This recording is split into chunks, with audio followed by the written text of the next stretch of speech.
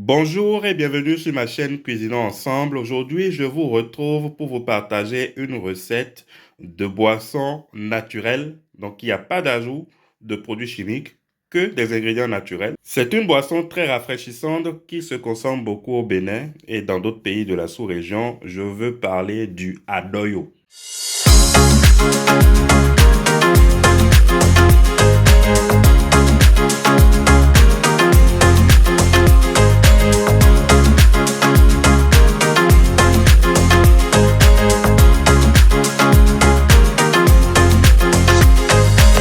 Pour ma recette, j'ai besoin de 3 ingrédients principaux. Donc, des feuilles de citronnelle, d'un ananas et également besoin d'une eau fermentée qu'on appelle le ghissim, eau que j'ai obtenue par la fermentation de la farine de maïs. Donc, processus de 3 jours. Ici, j'ai de la farine de maïs torréfiée. Je vais juste rajouter de l'eau tiède. Je vais m'assurer de bien casser les grumeaux pour en faire un mélange homogène. Dès que j'ai bien mélangé, je rajoute de l'eau. Je vais maintenant fermer et laisser reposer dans un endroit chaud pendant 3 jours.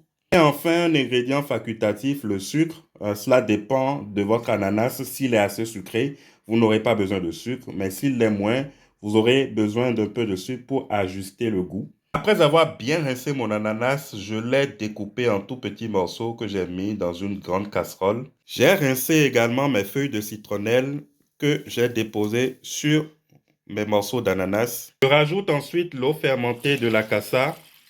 Maintenant, je vais faire bouillir à intensité forte mon mélange pendant 15 à 20 minutes. Après une quinzaine de minutes, mon mélange bout et à l'aide d'une presse purée, je vais presser mes morceaux d'ananas afin d'extraire au mieux le jus.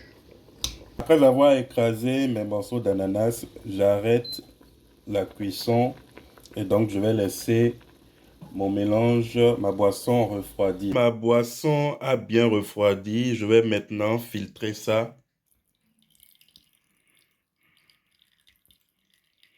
Voilà, on vient de filtrer notre boisson. On va goûter pour voir si c'est assez sucré. Après avoir goûté, franchement, pas besoin de rajouter du sucre, hein. L'ananas a fait son boulot. Et voilà le résultat. Je viens de transvaser mes jus d'adoyo dans des bouteilles. Et donc, il faut conserver au frais et consommer frais. Ça a plus de goût, c'est une boisson rafraîchissante.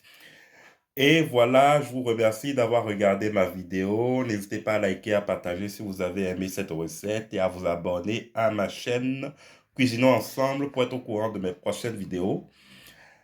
Et je vous dis donc à très bientôt pour de nouvelles recettes sur ma chaîne Cuisinons Ensemble. Ciao, ciao!